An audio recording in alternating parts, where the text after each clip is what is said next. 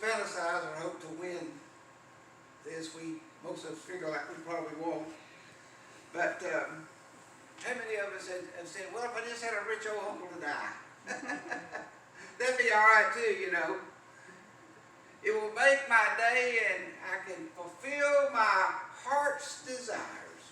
Unfortunately, we have seen when people win these lotteries, it seems like their lives are ruined, you know. Because we see these athletes to get all this money just thrown at them right off the bat. And what happens? They don't know how to handle it. You know?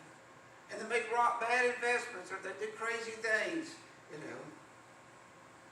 Unfortunately, too, is that those people that go out and buy these lottery tickets are the ones that can least afford it. And yet I see them buying them all the time. They'll stand there and they'll scratch that stuff. You know. I've never bought one. I just never wanted to really buy one. I guess if I thought maybe that was definitely the winning number, I'd probably buy it. But then I said, well, that's not really gambling. That was a sure thing.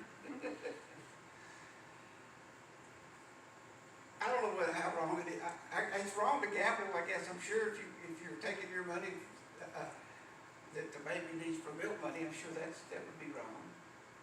And you know that the soldiers gamble for the clothes of Jesus. Did you know that? You know. So there's just something about the gambling. The thing about the gambling too, it just brings in so much other elements that are vile. You know. And so I guess overall, I know we have the Tennessee lottery, and supposedly a lot of these kids have been helped a lot by it. So I guess there's a good side to it also. But overall, I'd say probably it's like somebody said to me, is it wrong to drink? And I said, well, I don't know. I guess it's probably wrong to get drunk. And I'd say something like, well, probably not wrong to have a glass of wine, but probably better if you don't. I don't know. It's just, particularly if you're going to drive.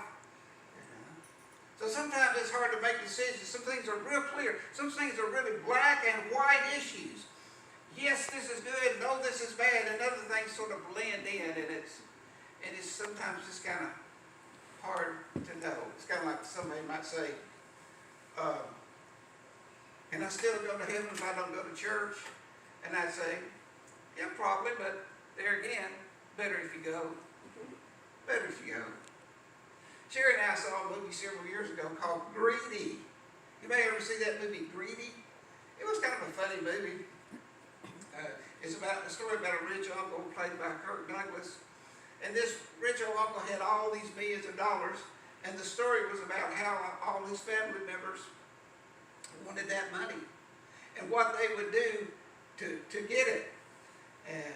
And much of the movie, what was scary was that it's so much about real life. And you've seen these movies where everybody's sitting around waiting for the lawyer to read the will, and the cat gets all the money, whatever.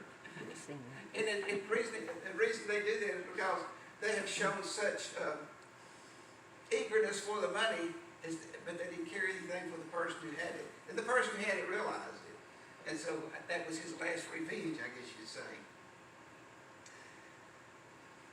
There's some people who do anything to get what you have.